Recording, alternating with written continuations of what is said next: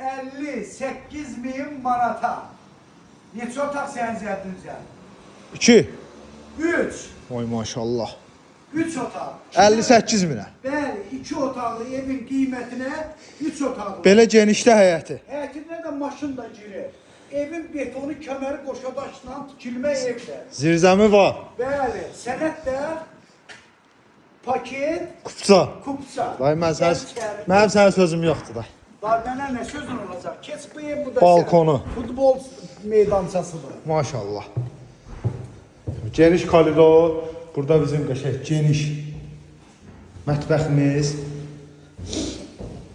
Burada balkona keçidi də var. Həyətə baxan işıqlı qonaq otağımız.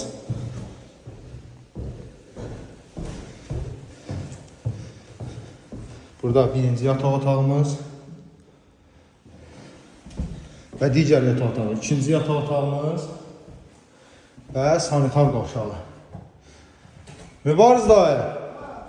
Bəs bunun endirimi olacaq ya yox, belə elə bir qiymət dedin ki? Endirim, səhifədəki nömrəyə zəng vursunlar, gətirək, endirimdə yiyəsindən olacaq. Mütləq.